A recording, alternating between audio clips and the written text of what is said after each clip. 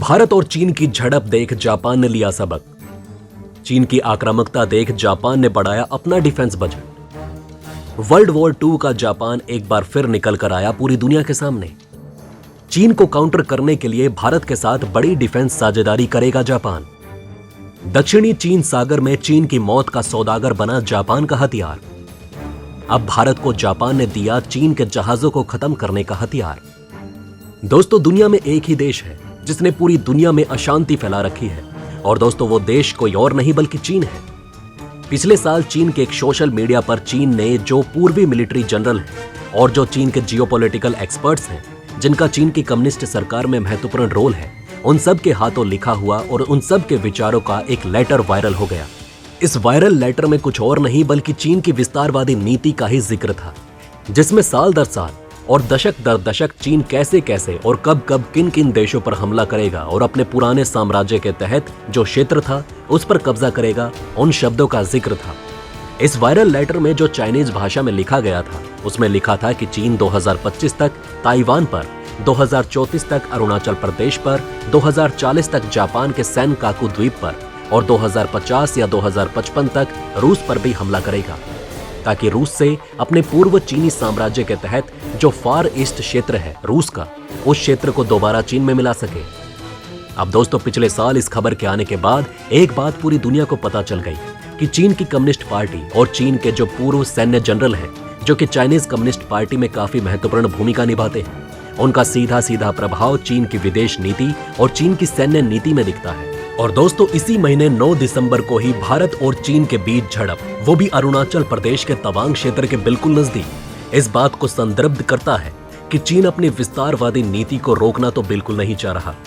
और दोस्तों, अब भारत और चीन के बीच झड़प देखकर जापान ने वर्ल्ड वॉर 2 वाले जापान का रूप धारण कर लिया है और अब अपने डिफेंस बजट में बहुत ज्यादा वृद्धि कर चीन से लड़ने के लिए स्पेशल डिफेंस बजट बनाया है। दोस्तों, युद्ध के संदर्भ में प्रधानमंत्री नरेंद्र मोदी की एक बात हाल ही में दुनिया भर में खासी लोकप्रिय हुई थी, जिसे दुनिया भर के अंतर्राष्ट्रीय राजनेताओं ने भी सराहा था।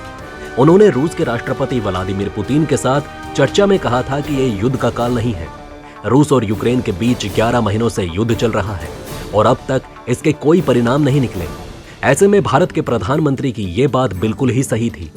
ये युद्ध का काल नहीं है, लेकिन दुनिया भर में बन रही परिस्थितियों को देखें तो ये युद्ध से बचाव का काल जरूर है। ये ऐसा काल है जो युद्ध का तो नहीं है, लेकिन युद्ध से निपटने की तैयारी सर्वश्रेष्ठ रहनी चाहिए। दोस्तों, बेशक ये बात विरोधाभासी जरूर लगती है, लेकिन है नहीं। ऐसा इसलिए क्योंकि दो छोटे से देशों के बीच युद्ध आज पूरी दुनिया को प्रभावित करने की क्षमता रखता है।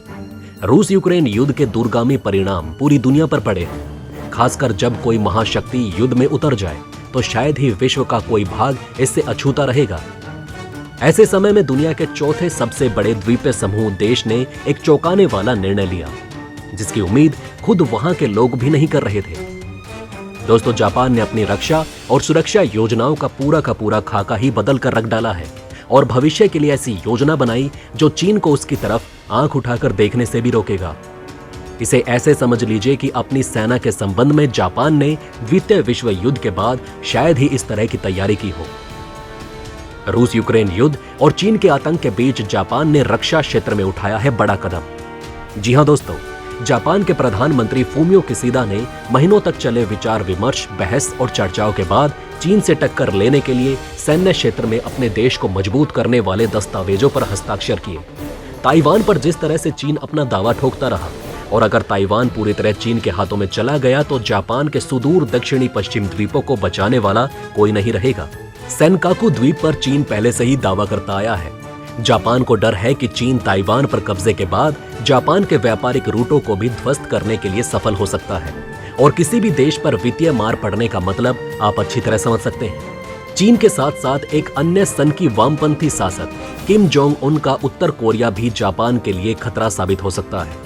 जापान के लिए ये परिस्थिति मजबूरी बन चुकी है कि वो अमेरिका, भारत और ऑस्ट्रेलिया जैसे देशों के साथ अपने रक्षा साझेदारी को ज्यादा से ज्यादा मजबूत करे। अब दोस्तों, जापान ने इस दिशा में सबसे बड़ा कदम उठा लिया है। जापान ने नई राष्ट्रीय सुरक्षा रणनीति बनाई है।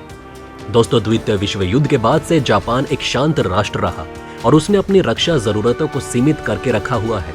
लेकिन जापान अब अगले 5 वर्षों में 43 ट्रिलियन येन यानी कि लगभग 26.06 लाख करोड़ रुपए अपनी सैन्य शक्ति को मजबूत करने में खर्च करेगा। इसमें काउंटर स्ट्राइक की तकनीक को विकसित करना सबसे बड़े लक्ष्यों में से एक है, ताकि हर हमले का जवाब हमले के साथ दिया जा सके। दोस्तों, जापान का उद्देश्य इस समय दुश्मन के क्षेत्र में ही हमला करने वालों को निशाना बनाने का है। जापान का जोर ऐसी तकनीक को विकसित करने पर है। अब इसका परिणाम यह होगा कि 2027 तक जापान अपनी जीडीपी का 2% डिफेंस बजट पर खर्च करेगा। जापान की पूरी सुरक्षा योजना रक्षा क्षेत्र को मजबूत करने पर टिकी होगी। जापान अब तीनों ही वामपंथी शासन वाले देश रूस, चीन और उत्तर कोरिया को एक बड़े खतरे और चिंता के रूप में देख रहा है। जापान की चिंता यह है कि पूर्वी और दक्षिणी चीन सागर में ड्रैगन यथास्थिति को बदलने का प्रयास कर रहा है। साथ ही साइबर क्षेत्र में चीन के लगातार हमलों के कारण जापान डिजिटल सुरक्षा में भी खुद को मजबूत बनाएगा। थल सेना, नौसेना और वायुसेना के एक संयुक्त कमांड की भी स्थापना होगी। अमेरिका से साझेदारी पर जोर है। चीन कहता रहा है कि वो ताइवान को अपने मेनलैंड से मिलाएगा। ऐसे में जापान के लिए ये आपात स्थिति पैदा कर सकता है।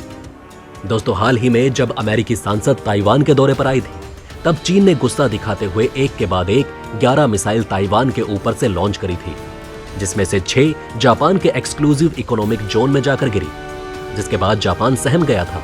अब दोस्तों, ऐसे ही मिसाइल हमले से निपटना जापान के लिए बड़ी चुनौती है। अमेरिका द्वारा बनाई गई 1600 किलोमीटर तक मार करने वाली टॉम हॉक मिसाइलें भी जापान खरीदने वाला है। लेकिन दोस्तों, जापान एक बात जानता है कि अगर चीन को व्यस्त रखना है और चीन को परेशान करना है तो उसका सबसे बड़ा साथी कोई और नहीं बल्कि भारत हो सकता है। और दोस्तों, जिस तरह से हाल ही में झड़प हुई, मात्र 50 भारतीय सैनिकों ने लगभग चीन के 300 से अधिक सैनिकों को खदेड़ कर भगा दिया। उसके बाद तो पूरी दुनिया ये बात जान गई है कि भारतीय सैनिकों का पलड़ा चीन के सैनिकों के मुकाबले एलएसी सीमा पर भारी है। और अब दोस्तों, ये एक साइकोलॉजिकल गेम भी है कि अब 2 बार भारत के सैनिकों से मार खाने के बाद चीन के सैनिकों का आत्मविश्वास खत्म हो चुका है और एक साइकोलॉजिकल डर होता है, वो अब चीन के सैनिकों में भारत के प्रति बैठ चुका है।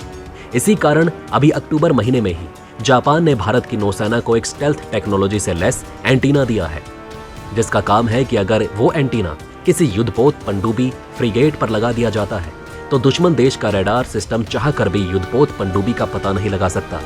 और दोस्तों, 2020 में भारत और जापान के बीच जो म्यूचुअल लॉजिस्टिक सपोर्ट अरेंजमेंट हुआ था, जिसके तहत भारतीय नौसेना जापान के नेवल बेस पर जाकर सैन्य सुविधाएं प्राप्त कर सकती है और जापान की नौसेना भारतीय नौसैन्य बेस पर आकर सैन्य सुविधाएं प्राप्त कर सकती हैं।